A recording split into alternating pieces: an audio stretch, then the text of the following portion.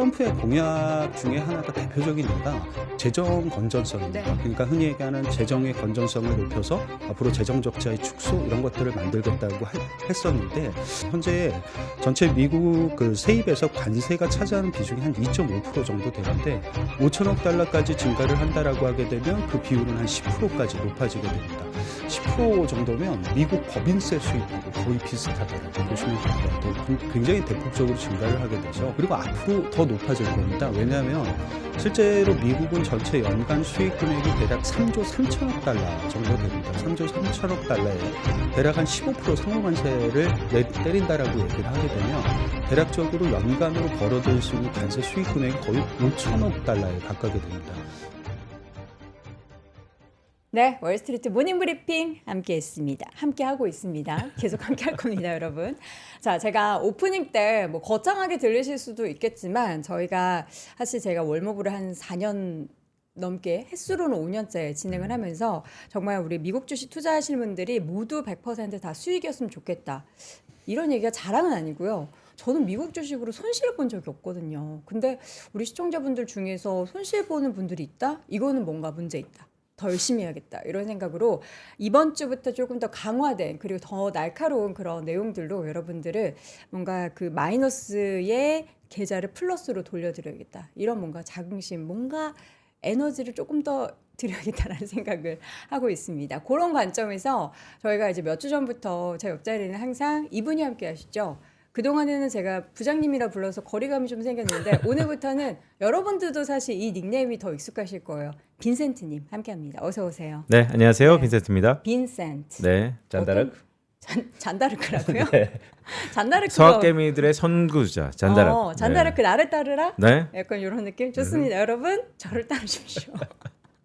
자, 빈센트님과 네. 함께 사실 시장에 대한 다양한 뭐 이야기들이 있어도 여기에서 이제 뭘 취합해서 이걸 어떻게 적용하느냐는 전략이 진짜 중요하잖아요. 그런 의미에서 사실 함께 하시는 건데 네. 오늘 시장을 바라보는 우리 빈센트님의 전략은 과연 한 줄로 요약하면 뭐가 될까요? 네. 보여주시죠. 뭐 다시 부캐로 돌아왔습니다. 네, 보겠습니다. 네, 오늘의 한마디는 네. 글쎄요, 리세션 없다. 아, 이거는 좀 살려주셔야죠. 어떻게 해야 돼요? 연구처럼. 연구? 진짜 없다. 아, 연구는 안 돼. 연구는 이런 안 거 돼. 해야죠. 진짜 없다. 이거 네, 해야 되는 없다, 거 아니에요? 없다. 예. 네, 이게 뭐지? 네. 침체 없다. 네. 경기 침체 얘기하는 거죠? 네, 제가 그림 하나 준비했는데요. 네. 팩셋에서 이런 차트가 나왔더라고요. 이번에 S&P 500의 어닝스 코어를 쭉 모니터링 했더니 지난 1분기에 비해서 2분기의 경기 침체 언급 횟수가 약 한 87% 급감했다.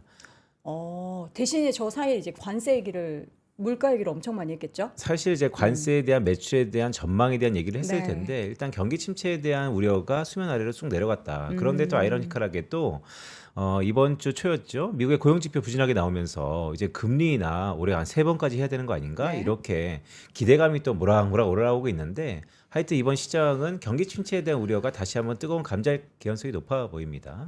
하지만 뭐 지난 어닝스 콜을 쭉 돌이켜 보면 경기 침체에 대한 가능성이 현저히 수명 아래로 내려간 그런 한 주의 시작이 아닐까라고 생각이 듭니다. 네. 침체 없다. 침체 없다. 그러니까 우리가 항상 보면 예측 가능한 악재는 악재가 아니고 우리가 막 이거 경기 부러지는 거 아니야? 뭐 경착륙이야 연착륙 이렇게 얘기 나왔을 때는 결국에는 경기 자체가 그렇게 착륙을 하지 않아요. 계속 날아가요. 일단 우리 민법에 이런 얘기가 있어요. 선의와 악의. 민법까지 갑니까? 민법 알죠? 네. 선의와 악의. 선이 알고 있느냐, 악이 네. 모르고 있느냐. 네. 즉 알려진 악재, 악의 악자 물론 똑같은 건 아니지만 보시면 일단 알려졌다 그러는 것은 모르고 하는 것이 아니기 때문에 네. 악재는 아니다라는 말씀을 드립니다. 알겠습니다. 민법까지 차용을 해서 저희가 경기 침체는 없다. 만약에 이 경기 침체가 우리 여러분들이 모르는 사이에 뭔가 시그널이 나오면은 빈사님이 알려주셔야 되는 거예요. 제가 뭐 최대한 없다 뭐 이렇게 알겠습니다. 하도록 하겠습니다. 자, 오늘 글로벌 인터뷰는 또 매주 월요일마다 저희에게 궁금한 내용을 이렇게 긁어주시는 분입니다. 누구와 함께하죠? 자, 하나증권에서 리서치 센터에서 하우스뷰를 만드시는 분, 월요일마다 오시는 분이죠. 이재만 실장 모셨습니다. 어서 오세요. 안녕하세요. 안녕하세요. 침체 없나요? 근데 그 한번 미국의 경기 침체라는 부분에 대해서 좀 생각을 해보면 경기가 침체가 정말 온다라고 하게 되면 가장 큰 문제는 쓸 정책의 카드가 없을 때가 가장 큰 문제라고 생각을 하면 되실 것 같은데. 침체가 오는데 뭔가 방어할 만한 게 없을 예, 때는 방어 문제다. 기제가 없을 때. 근데 지금은 좀 생각해 보면 연준의 기준금리가 4.5%입니다. 그거를 그냥 0%로 만들면 아. 침체에는 금방 지나갈 가능성이 있고, 그리고 양적 완화 정책이라든가 이런 네. 것들도 이미 보셨기 때문에 정책 카드는 상당히 많아서 침체가 온다 해도 그렇게 크게 느낄 수 있는 가능성, 시간상으로는 그렇게 길지 않아 보입니다. 네. 쓸 카드가 있다. 네. 요런 문제 생기면 뭐 여기에는 마데카소 발라주고 저기 호시딘 발라주고 밴드 네. 붙여주고 할 만한 그런 정책들을 네. 다들 카드를 들고 있으니까 걱정할 것이 없다. 근데 더 중요한 건 마데카소이나 이런 것들을 어디에 어느 처방전이 좋은지를 알고 있다. 그는 다 알고 있다. 그렇죠. 트럼프. 맞습니다. 뭐 걱정할 게 없어요. 사실 우리나라 경기가 더 걱정이지 네. 미국 경기는 사실 걱정할 건 없는 것 같습니다. 지난주에 우리 시청자분들의 반응 중에서 우리 이재만 실장님이 진짜 지금 궁금한 거에 대한 질문, 물음표를 다 느낌표로 만들어 주셨거든요. 네. 이번 주는 크게 지금 보니까 세 가지 주제에 플러스 전략까지, 기업까지 콕 집어주시려고 지금 네 가지를 딱 가지고 오셨어요. 아무래도 가장 궁금한 건 네. 어떤 기업에 투자를 하느냐가 그렇죠. 가장 결론은 결론이 사야 중요할 되나. 것 같습니다. 네. 매주 비슷하더라도 바뀌지 않더라도 항상 그 부분이 제일 중요하지 않을까 싶은데요. 네. 자, 그렇다면 일단은 지금 지난주 기준으로 봤을 때 미국 시장의 가장 중요했던 변화, 뭐를 꼽을 수 있을까요? 우선 제일 지난주 주식시장에서 화두가 뭐였을까? 미국에서 여러 가지가 네. 항상 있겠습니다만 이렇게 S&P 500 시가총액 상위 15개 기업들의 주가 네. 아마 이런 것들의 변화가 좀 의미가 있었다라고 보여지게 됩니다. 우선 제가 그림을 잠깐 하나 보여드리게 될 텐데요. 이게 이제 S&P 500의 주가 수익률을 최근 연초 이후가 연한 회색의 막대 그래프고 지난 초록색이 지난주 주가 수익률이라고 보시면 될 것 같습니다. S&P 500이 나름대로 실적 발표, 뭐 상호 관세 이런 것, 품목별 관세 이런 것들을 발표했는데 상당히 좀 양호한 주가 수익률을 기록을 했습니다. 이게 이유가 어떤 걸까를 좀 생각을 해보시게 되면 시가총액 상위주 중에 누가 제일 많이 올랐을까를 보시면 되겠죠. 애플. 여기 애플입니다. 네.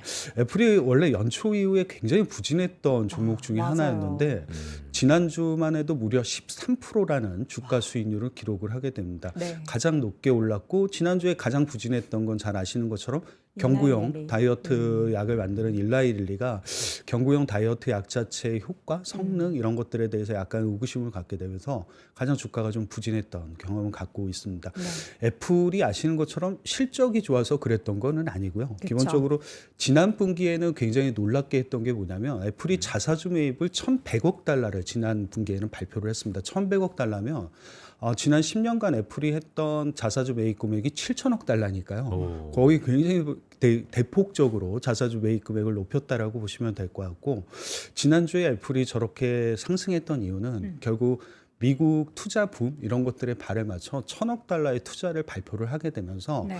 이 기업 자체가 보여주는 특징은 결국 관세를 어떻게 하면 비켜갈 수 있는가를 잘 보여줬던 그러게요. 대표적인 사례가 좀 되는 것 같습니다. 애플이 사실 지금은 우리 시청자분들도 그렇지만 주주분들이 빨리 AI 뭐 좀 보여줘. 네. 뭐 온디바이스 애플이 대표적이잖아 하면서 사실 그때 온디바이스에 대한 기대감을 엄청나게 급등했었던 시기가 네. 잠깐 있었거든요. 그리고 나서 사실 AI에 대한 얘기를 전혀 보여주지 않음으로 인해서 주가가 진짜 많이 하락을 했는데 네. 제일 지금 발목을 잡았던 요인 중에 하나인 관세에 대한 그 뭐라 그러죠? 뭔가를 족쇄를 풀었어요.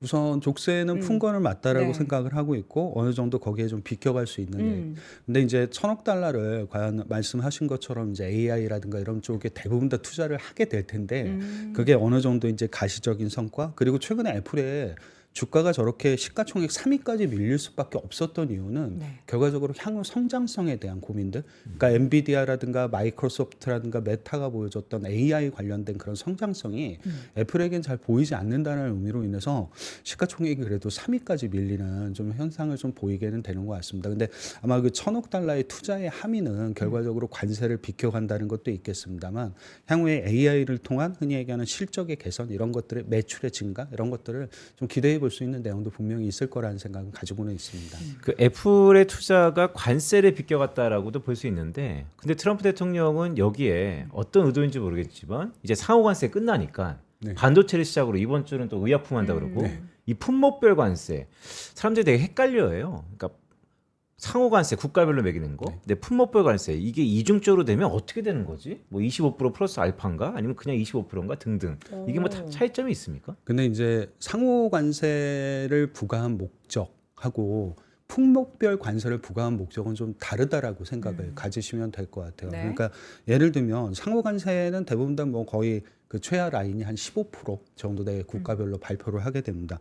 이유가 어떤 거였을까를 잠깐 생각을 좀 먼저 상호 관세에 대한 생각을 좀 말씀을 드리면 제가 그림을 하나 갖고 왔고 보여드릴 수 있는 게 여기 왼쪽에 그림에 보이시는 진한 초록색이 미국 정부의 이제 세입 중에서 관세의 비중인데 보시게 되면 최근에 이제 많이 높아졌죠. 네. 그리고 앞으로 더 높아질 겁니다. 왜냐하면 실제로 미국은 전체 연간 수익 금액이 대략 3조 3천억 달러 정도 됩니다. 3조 3천억 달러에 대략 한 15% 상호관세를 때린다라고 얘기를 하게 되면 대략적으로 연간으로 벌어들일 수 있는 관세 수익 금액이 거의 5천억 달러에 가깝게 됩니다. 5천억 달러는 어느 정도의 규모일까? 현재 전체 미국 그 세입에서 관세가 차지하는 비중이 한 2.5% 정도 되는데 5천억 달러까지 증가를 한다라고 하게 되면 그 비율은 한 10%까지 높아지게 됩니다. 10% 정도면 미국 법인세 수입하고 거의 비슷하다라고 보시면 될 것 같아요. 굉장히 대폭적으로 증가를 하게 되죠. 근데 이거를 왜 이렇게 흔히 얘기하는 상호관세 이런 것들에 트럼프 대통령이 목숨을 걸면서 했을까는 자기 공약 때문에 그렇죠. 그러니까 오른쪽 그림을 보시면 트럼프의 공약 중에 하나가 대표적인 예가 재정 건전성입니다. 네. 그러니까 흔히 얘기하는 재정의 건전성을 높여서 앞으로 재정 적자의 축소 이런 것들을 만들겠다고 했었는데 약간 여기 그림을 보시면 트럼프 대통령이 원했던 대로 좀 가고 있는 모습을 어느 정도 갖고는 있습니다. 실제로 아니, 이게 처음에는 예. 저 관세 수입이 네. 저거를 메울 수 있겠느냐에 아. 대한 의구심이 되게 컸잖아요. 관세 수입 얼마 안 된다 하면서. 네. 근데 저렇게 보니까 대부분 커버가 되는 거예요? 뚜껑을 대부분- 여니까 달라요. 네, 그렇죠. 이게 근데 물론 대부분은 아닙니다. 네. 왜냐하면 미국은 세입도 중요하지만 세출을 좀 줄여야 되니까 당연히 이자라든가 이런 거 금리를 좀 낮춰야지 결과적으로 세출이 줄어들게 되면서 재정 적자가 줄어들 거라고 보는데 의외로 나름대로 재정 적자 폭이 최근에 좀 축소가 되고 있다는 점. 뭐 GDP 대비 원래 재정 적자가 미국이 한 7% 정도까지 네. 연초에는 형성이 됐었는데 현재는 한 6.3%까지 이게 줄어들게 됩니다. 약간 상호 관세에 대한 의미는 결과적으로 미국 트럼프 대통령의 재정 적자의 축소가 많이 반영이 되는 내용들 이런 것들이라고 좀 보시면 될 것 같아요. 근데 개별 품목별 관세는 이거하고는 조금 다르다라고 생각을 갖고 있습니다. 물론 품목별 관세를 통해서 관세 수입이 더 늘어날 수도 있겠죠. 예를 들면 반도체 같은 경우를 얘기할 때 수입품에 대해서는 100% 관세 그리고 자국에서 생산하면 0% 네. 이렇게 양면적인 모습을 보이게 됩니다. 이거는 트럼프 대통령이 또 가지고 있던 또 다른 정책의 일환이라고 보시면 됩니다. 아시는 것처럼 트럼프 대통령이 얘기하는 게 항상 리쇼어링이죠. 그리고 제조업의 부활. 이런 것들을 굉장히 얘기를 많이 하게 됩니다. 결국 미국의 제조업의 부활 또는 흔히 얘기하는 리쇼어링 정책을 굉장히 강조하는 이유는 여기 그림의 진한 초록색이 미국의 무역 수지죠. 수출에서 수익 금액을 뺀. 근데 일반적으로 그렇게 되면 미국은 수입을 워낙에 많이 하니까 무역 수지가 여기 보이시는 것처럼 항상 뭐 적자입니다. 당연히 네. 적자긴 하고 대략적으로 그 적자 금액이 보이시는 것처럼 연간 기준으로 하게 되면 한 1조 달러 정도의 적자를 내고는 있습니다. 근데 이거를 축소를 시키는 방법이 뭘까? 를 여러 가지로 생각을 하다가 당연히 달러 약세, 수출의 확대 이런 것들도 있겠습니다만 자국으로 흔히 얘기하는 투자를 유치하는 방법도 하나의 예가 되는 거죠. 결과적으로 수입이라든가 이런 것들을 어느 정도 이제 상쇄를 시킬 수 있다 보니까 그래서 저기 보이시는 FDI가 바로 이제 해외 직접 투자 금액입니다. 미국으로 들어오는 해외 직접 투자 금액인데 연간 기준으로 한 2천억 달러 정도 되는 저 돈을 그냥 물론 1조 달러까지 올리기는 쉽지는 않겠습니다만 이런 것들을 증가시키게 되면서 결과적으로 무역 수지를 개선시켜 보겠다. 이런 의지가 결과적으로 개별 품목 관세 이런 것들로 를 기반으로 해서 흔히 얘기하는 투자를 미국 쪽으로 끌어들이겠다는 리쇼어링 정책의 일환이었다라고 생각하시면 될 것 같습니다. 그런데 뭐 이런 분석도 있던데요. 그러니까 2017년도에도 관세가 부과됐는데 네. 관세가 결국에는 한 6개월에서 1년 뒤에는 미국의 소비자한테 다 전가가 될 것이다. 하지만 그 6개월 골든타임 동안에 뭐 미국 기업이 좀 내고 뭐 유통 기업이 좀 내고 네. 다 이렇게 분배되는 거지. 그리고 이런 골든 타임 지나고 나면 미국 경기만 망가질 거다라는 우려가 있는데 그 사이에 기업들의 이 행태가 매우 중요하잖아요. 왜냐하면 그쵸. 지금은 관세를 서로 나눠내고 있는데 네. 결국에는 미국 소비자가 다 낼 거다. 근데 이런 논리가 맞는 건가요? 근데 아무래도 이제 미국 소비자가 다 낼 거다. 미국 기업들이 어느 정도 더 많이 부과를 받는 거를 나중에 전가를 시킬 거다. 근데 어느 정도는 충분히 일리가 있는 얘기라는 생각은 가지고는 있습니다. 물론 어느 정도 전가할지 이런 것들은 좀 다르긴 하겠습니다만. 근데 약간 이제 우리가 생각할 때 그 관세라는 의미가 항상 2018년, 2019년 이런 때 중국에 대한 제품들에 대한 관세를 많이 생각을 하시게 되는데, 근데 그때 당시에 관세 전쟁을 했을 때가 이제 2018년에 시작을 하게 됩니다. 근데 사람들의 경험이 2018년에 별로 좋지 못했던 이유가 뭐냐면 관세 전쟁을 중국과 처음에 시작했던 1분기 때 지수가 한번 이제 급락을 하죠. 당연히 네. S&P 500 지수가 그 당시 관세 전쟁 2018년 1분기 때 했을 때 한 9% 정도 빠지게 됩니다. 근데 더 안 좋은 경험이 뭐였냐면 2018년 4분기 때 네. 그 흔히 얘기하는 지수가 S&P 500이 고점 대비 거의 10% 넘게 다시 한번 빠지게 됩니다. 그러니까 이게 이중 침체, 약간 관세로 인한 그 소비자의 전가의 시간 이런 거지 않을까 생각을 하게는 되는 것 같습니다. 근데 본질적으로 2018년 4분기 때 그렇게 지수가 좋지 못했던 이유는 다른 요인이었죠. 그때 당시 미국의 경기가 좋지 못했던 건 사실입니다. 그러면 일반적으로 경기가 좋지 못하면 사람들이 기대하는 건 뭘까? 인하. 연준의 기준금리 인하죠. 근데 2018년 4분기 때는 연준이 기준금리를 인상을 했었습니다. 그러니까 어떻게 보면 그게 흔히 얘기하는 관세 때문에 온 경기가 약간 부진했던 측면을 연준이 제대로 대응하지 못했었기 때문에 나타났던 지수 급락이었던 것 같습니다. 소비자에 대한 전가 문제는 좀 아니었다라는 생각을 가지고는 있습니다.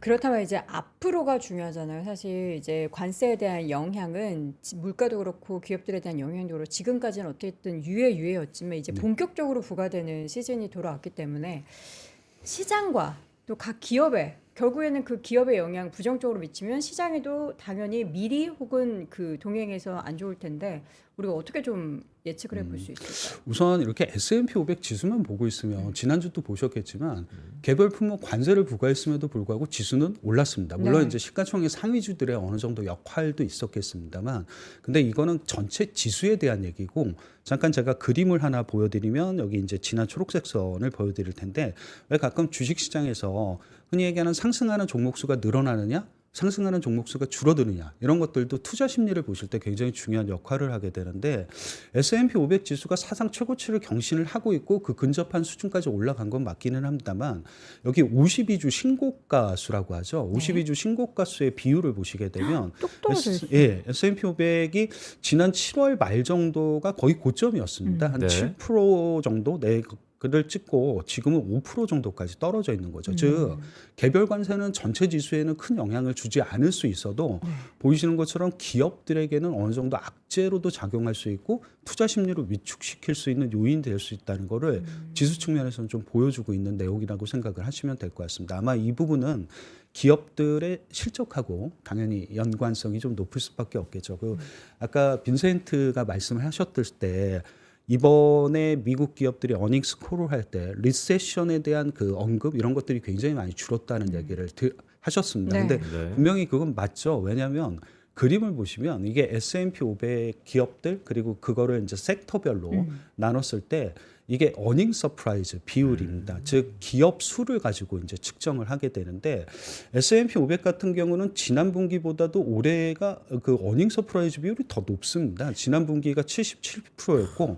이번 분기가 81%인 거죠. 그러니까 10개 기업 중에 8개 기업은 실적을 생각보다 다 좋게 발표한 거죠. 근데 이건 눈높이가 낮았기 때문 아닐까요? 그렇죠. 눈높이가 낮고요. 기본적으로 미국은 저 비율이 높습니다. 맞아요. 네. 7-80% 보통 항상 유지하죠. 7-80% 정도 유지를 하는데, 네. 근데 지난 분기하고 별로 바뀌지 않은 건 항상 IT가 실적 발표 어닝 서프라이즈를 주도하고 헬스케어, 이번에 이제 건강관리 제약바이오 이런 네. 쪽들, 그리고 여전히 산업재 이런 쪽들이 실적 발표에 어닝 서프라이즈를 주도하게 됩니다. 그리고 필수 소비재 이런 쪽들도 워낙에 기대치가 낮았다 보니까 어닝 서프라이즈를 주도했던 대표적인 섹터가 되는 것 같습니다. 그래서 아마 리세션에 대한 얘기가 많이 줄어들 수밖에 없었던 것 같아요. 근데 문제는 이게 아니고 어닝 서프라이즈를 일반적으로 내면 주가가 올라가는 게 맞겠죠. 네. 미국 같은 경우는 특히 펀더멘탈 이런 것들을 굉장히 반영을 잘하는 주식시장으로 알려져 있으니까요. 근데 이번 분기는 약간 의외였던 게 주가가 발표를 하고 나서 어닝 서프라이즈를 내면 지난 분기 같은 경우는 S&P 500 같은 경우가 5일 동안 주가가 한 0.6% 정도 상승을 했습니다. 네. 이번 분기는 보시면 0.8%가 빠지게 됩니다. 그러니까 지난번에는 어닝 서프라이즈에 강하게 반영을 했었는데 이번에는 어닝 서프라이즈에 오히려 역으로 반영을 하는 거죠. 서프라이즈 내면 주가가 빠져버리는 형태. 이유가 뭐예요? 이유를 이제 말씀을 드려야 되겠죠. 전망이 부정적인가 보다. 그렇죠. 그러니까 가이던스. 이게 아까 얘기를 하셨던 것처럼 네. 기본적으로 어닝스 콜을 할 때야 리세션에 대한 비율 이런 것들은 줄어들 수 있어도 향후 예상치를 제시를 안 하거나 가이던스를 안 주는 경우도 생기게 됩니다. 왜냐하면 관세 때문에 예측이 좀 그쵸. 어렵다는 걸 얘기를 하게 되죠. 그래서 대표적으로 아까 뭐 미국에서 어닝 서프라이즈 비율이 굉장히 높았던 쪽이 IT가 있고 그리고 뭐 산업재가 있고 제약 바이오가 있고 이렇게 말씀을 드렸는데 네. 이 세 개 섹터는 보시면 어닝 서프라이즈를 내면 5일 동안 주가가 오히려 빠지게 됩니다.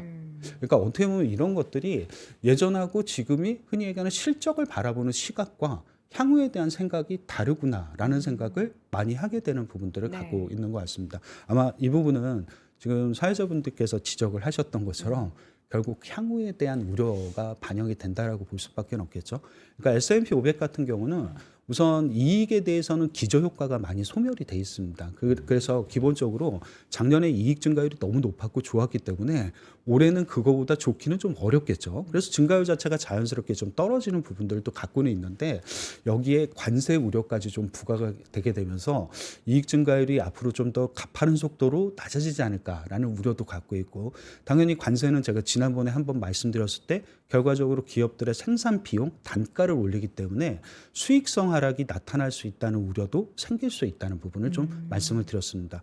이게 우리가 그 PER을 막 계산을 할 때 가끔씩 뭐 배당 성향이 중요하고 할인율이 중요하고 이런 얘기를 하지만 네. 결국 PER이라는 그 멀티플에 굉장히 영향을 많이 주는 건 기업들의 수익성입니다. 즉 미국 기업들은 대체적으로 영업이익률이 한 거의 20%에 가까우니까 PER이 20배인 거죠. 한국은 영업이익률이 10%니까 PER이 한 10배 정도. 약간 이런 것들과 좀 매칭이 시킨다라고 하게 되면 영업이익률이 앞으로 관세라든가 이런 것 때문에 더 수익성이 좋아지기 어렵다라고 하게 되면 약간 고민이 그런 거죠. 이제부터 미국을 PER로 보기가 좀 어려울 수도 있겠구나라는 생각을 많이 하게 되는 내용들을 좀 갖고 있었던 것 같습니다. 그 실장님 이게 아까 되게 근본적인 미국 기업은 왜 한국 기업보다 영업이익률이 2배나 되는가? 네. 똑같이 걔네들 우리보다 임금 더 비싸다 그러는데 네. 그리고 걔네들 우리보다 훨씬 더 물가도 비싸다 그러는데 도대체 왜 이렇게 차이가 나는 거죠? 가격 전가력이죠. 가격 전가력. 그러니까 기업들이 어떤 제품을 만들면 꼭 그 제품을 사야 될 필요가 있는 것들이 있겠죠. 예를 들면 마이크로소프트를 대신할 수 있는 오피스는 그렇게 많지 않습니다. 있어야 되죠.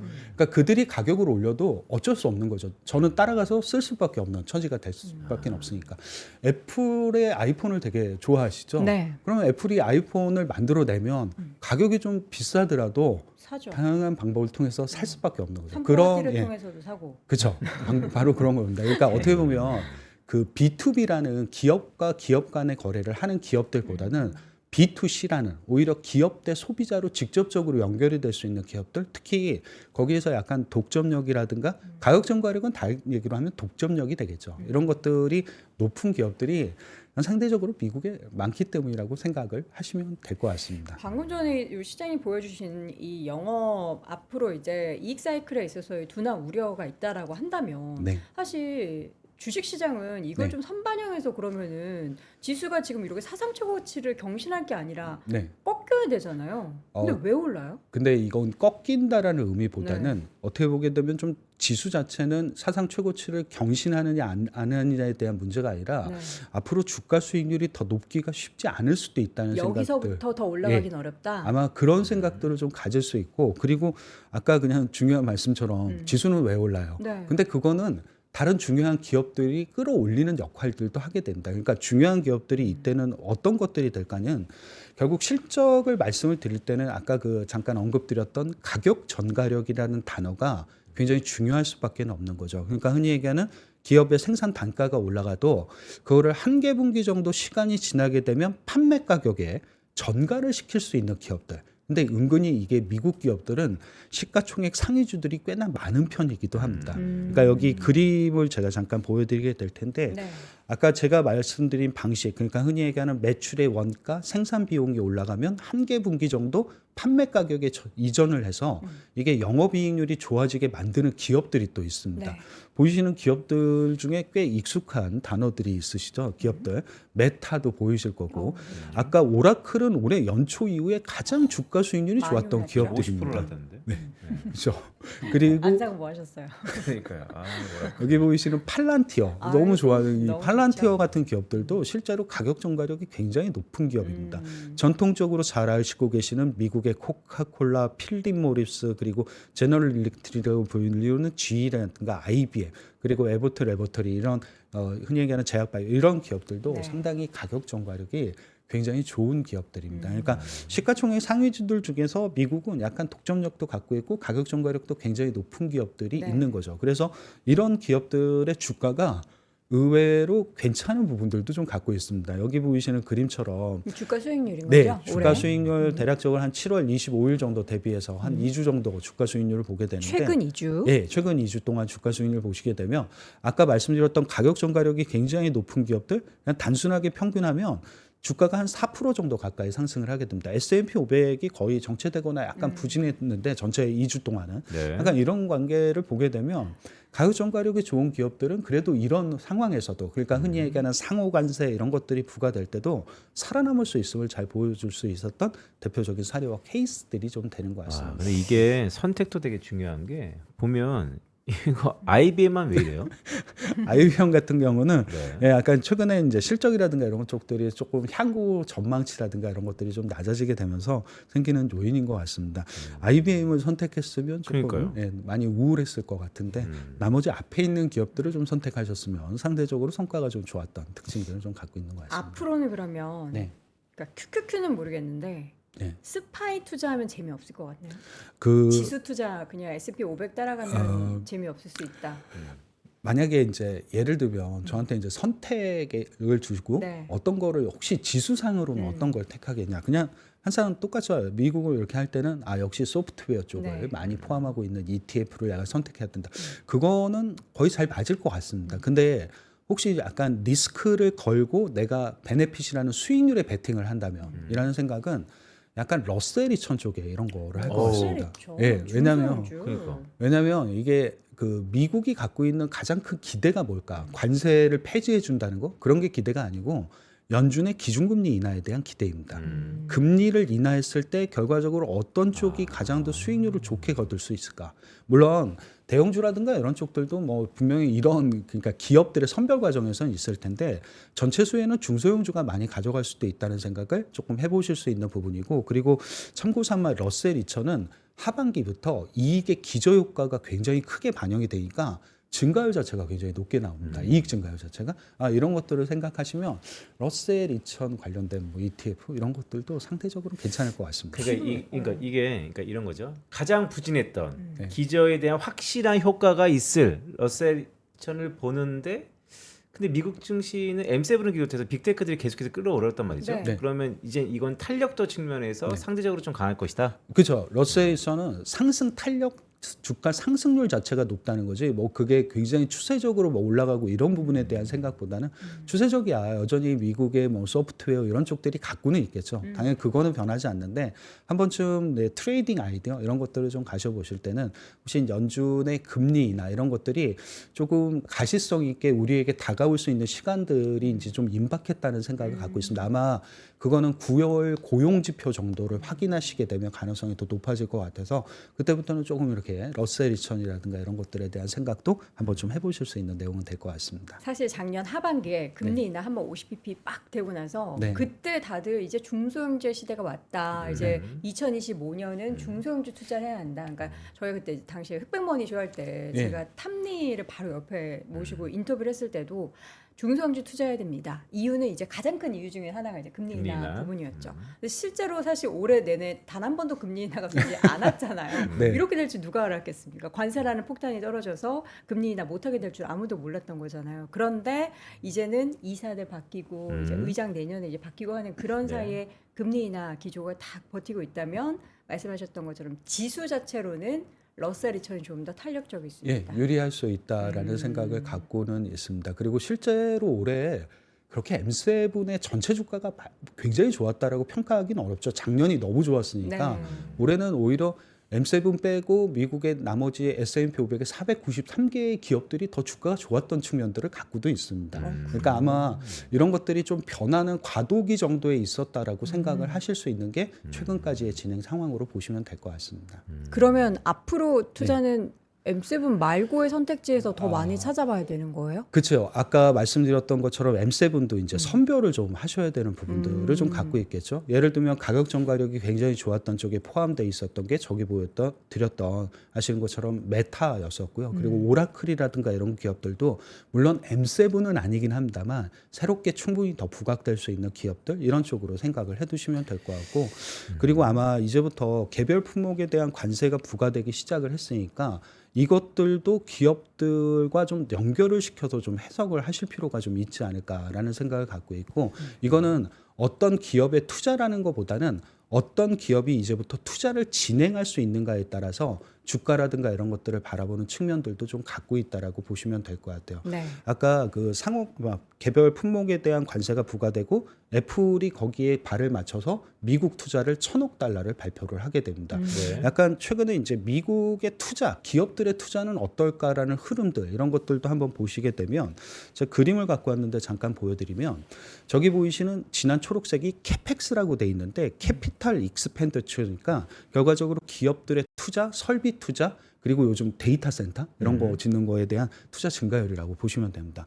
투자 증가율이 상당히 좀 좋은 편이죠. 네. 기업들의 캐펙스 증가율 이런 것들이 되게 좋은 편인데 문제는 예전에는 투자가 늘면 이렇게 보시면 기업들의 매출도 늘고 매출이 줄면 기업들의 투자가 줄고 뭐 이런 식으로 굉장히 연관성이 높았습니다만 2024년을 들어오는 이 시기부터는 투자는 늘어나는데 기업들의 매출이 이렇게 정체돼 버리는 현상이 나타나는 거죠. 이게 뭐냐면 기업들의 전반적인 투자가 흔히 얘기하는 모든 수요, 모든 기업들로 확산이 되는 게 아니라 특정 쪽으로 집중이 되기 때문에 그러니까 너무 잘 아시는 그래프를 잠깐 하나 보여드리면 이게 미국의 주요 산업별 이제 흔히 얘기하는 투자 매출액 대비 투자 비율이라고 보시면 될 것 같고 네. 그리고 캐펙 전체 S&P 500에서 과연 해당 업종들이 어느 정도 투자 비율을 차지하고 있는가 이런 내용들입니다.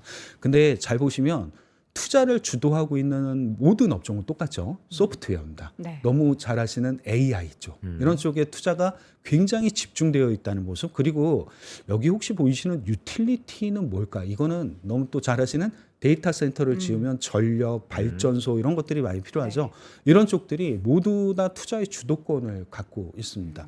그리고 혹시 유통이 투자를 많이 늘리네. 그럼 뭐 미국의 그런 이 유통은 월마트나 이런 유통이 아니고 잘 아시는 아마존이 아마존. 포함이 네. 되어 있는 유통입니다. 그러다 보니까 그냥 거의 다 AI가 다 쥐고 모든 걸 투자를 하다 보니까 기업들의 매출하고는 별로 연관성이 크지 않을 수도 있는 거죠. 전체 기업들과 전체 산업들과 한 산업이 지금은 대부분 투자를 모두 다 끌고 가고 있다는 특징들을 많이 좀 보여주는 내용이 좀 되는 것 같습니다.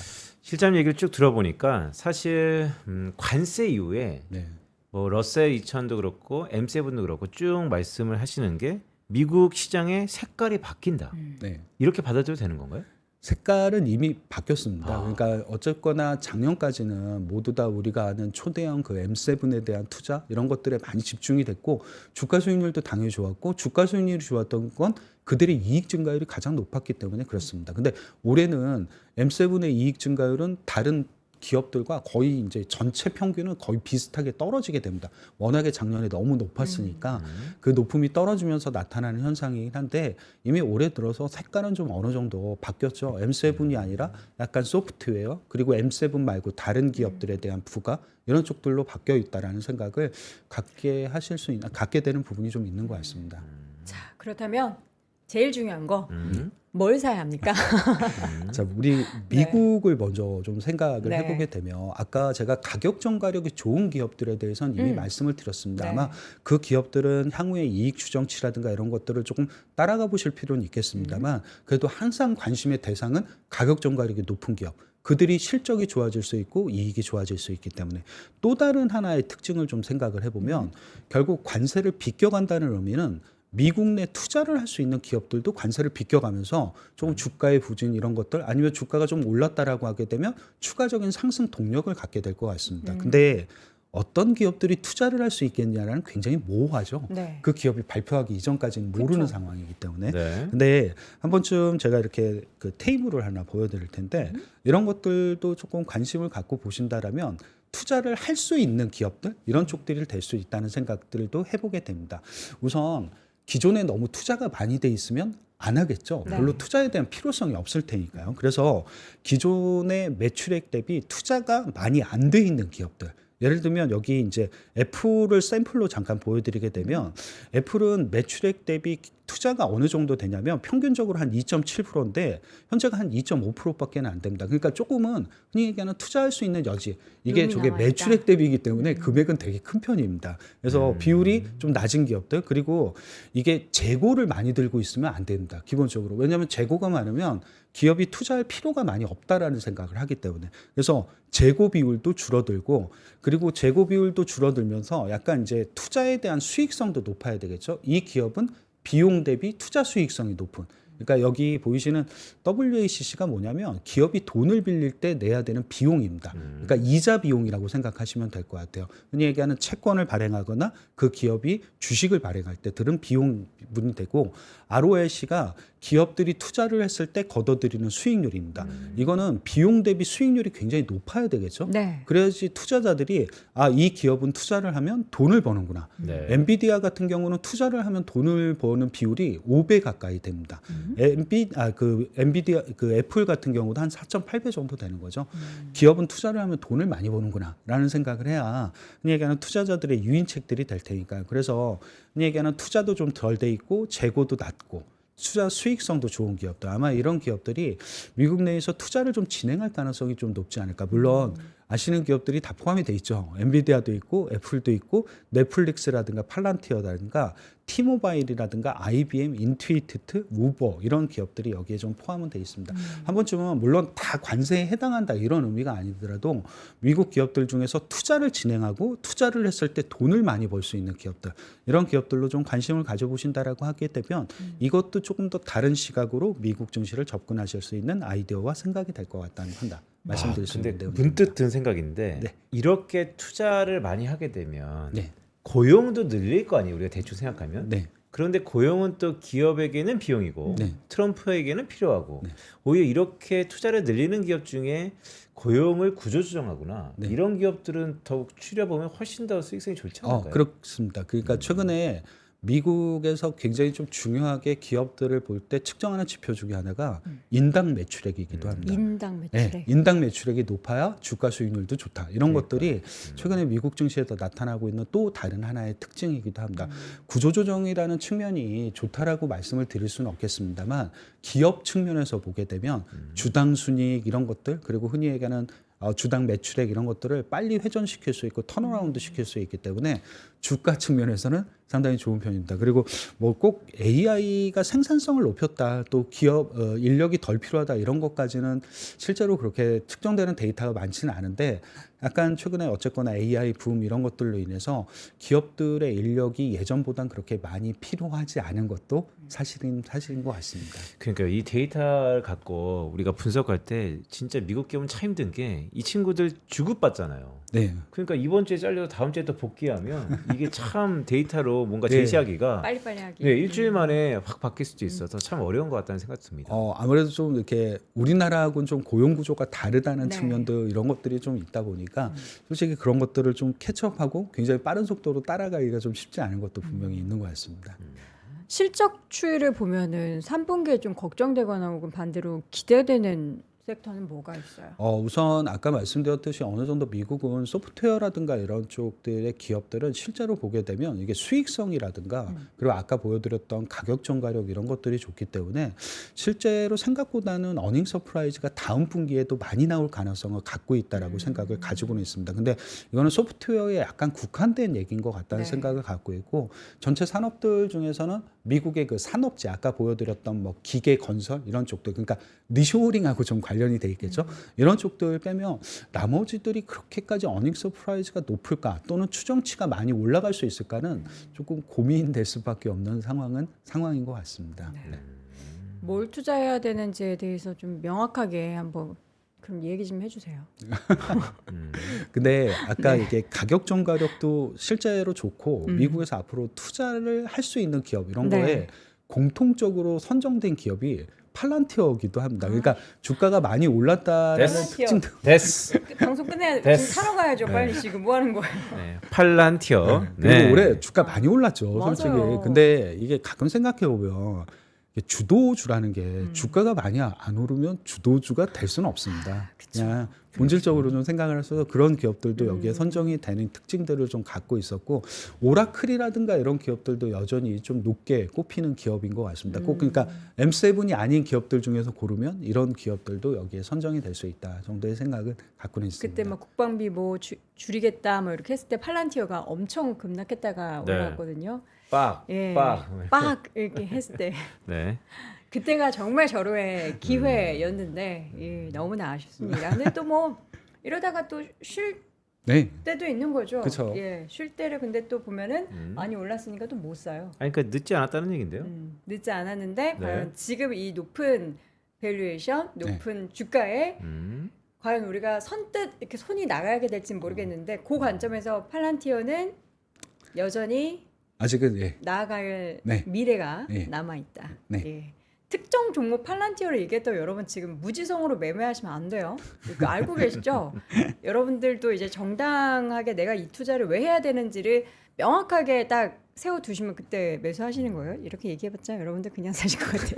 어쨌든 뭐 팔란티어 이야기 드렸으니까 제가 관련해서는 계속 말씀을 드리겠고 그럼 국내는 어때요? 미국은 뭐 그런 종목을 산다. 근데 국내는 좀 다를 것 같은데? 국내는 아무래도 이제 바로 뭐 가격 전가력이 좋은 기업들 뭐 이런 기업들 사시는 것도 국내의 방법이긴 합니다. 네. 근데 국내에서 가격 전가력이 좋은 기업들은 대부분 다 조선하고 방위 산업 기업들이 미국 여기에 향해서 그래서 좀 더 유럽향, 그렇게 미국향? 나타나는 특징들을 좀 갖고 있는 것 같고요. 네. 최근에 국내 증시가 갖고 있는 특징 이런 것들도 이제 실적하고 좀 연결을 시키시게 되면 제가 그림을 하나 잠깐 보여드리면 네.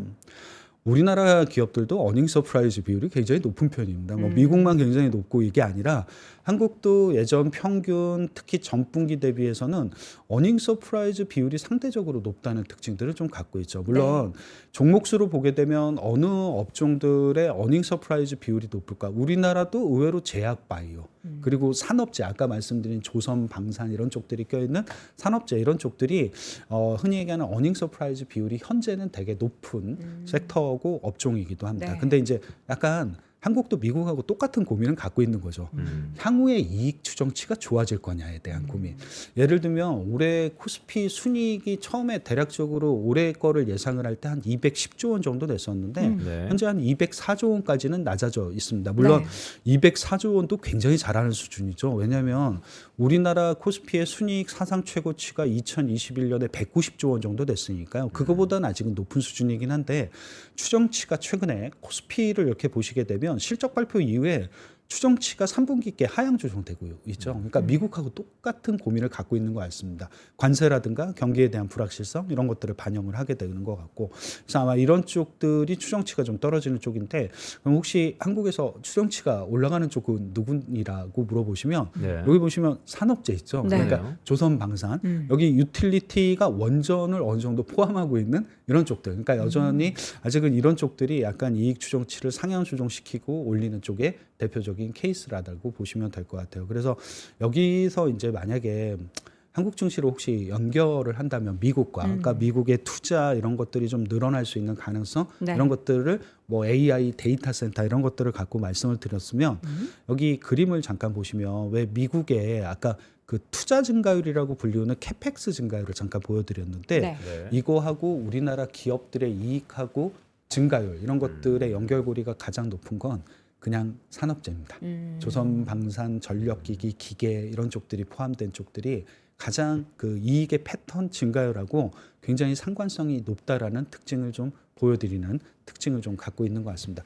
약간 뭐 미국향 또는 미국향이라기보다는 전체 해외 매출 비중이 높은 우리나라 산업재 기업들이 상당히 좀 유리하게 될 겁니다. 물론 이제 흔히 얘기하는 현대중공업 이런 쪽들도 당연히 해외 매출 비중이 높지만 여기 이름에서 녹아져 있죠. 두산밥켓 네. 이런 네. 기업들도 여전히 해외 매출 비중이 좀 높고 흔히 얘기하는 한화 에어로스페이스 이런 기업들도 상대적으로 여기 보이시는 기업들이 우리나라 산업재 안에서도 해외 매출 비중이 상대적으로 높은 기업들. 약간 실적 관점에서 좀 그리고 미국의 투자 관점에서 보신다라고 하게 되면 이런 기업들도 좀 유리할 수 있다 정도의 생각은 가질 수 있는 내용이 될 것 같습니다. 리쇼링 수혜주들. 네. 네. 결국 다 미국 또 미국입니다. 네. 미국에 투자를 할 수 있는 미국 기업. 한국에서 미국에 뭔가 수출을 하고 가격을 결정력이 있고 전가력이 있는 그런 기업들 그런데 투자를 이어가야 지금 됩니다. 트럼프 정부 때 미국에 투자하고 싶다고 다 투자하는 건 또 아니에요. 미국이 필요한 걸 갖고 있는 국가가 그렇죠. 필요하니까 네, 되게 미국이 중요한 것 원하는 같습니다. 거를 또 갖고 있는 그런 네. 기업에 대한 관심, 미국도 한국도 마찬가지다라는 겁니다. 자, 오늘도 또 시장 전략에 있어서 궁금한 내용들만 또 우리 시장님께서 잘 정리해 주셨고요. 다음 주에도 기대해 보도록 하겠습니다. 하나증권 리서치센터 글로벌 투자 분석실 이재만 실장 함께했습니다. 고맙습니다. 감사합니다. 감사합니다. 자, 월스트리트 모닝 브리핑 오늘도 함께 하셨습니다. 우리 빈센과 함께하는 시장 전략. 내일도 힘 빡 줘서 준비 네. 잘 부탁드리고요. 저희는 내일 오전 6시에 다시 돌아오겠습니다. 여러분 오늘도 고맙습니다. 고맙습니다. 전원경 교수님과 함께 미국과 필라델피아를 누비며 세계 7대 미술관을 모두 관람합니다. 관심 있으셨던 분들은 조금 서두르시면 좋겠네요. 영상 아래 링크에서 자세한 내용을 확인하세요.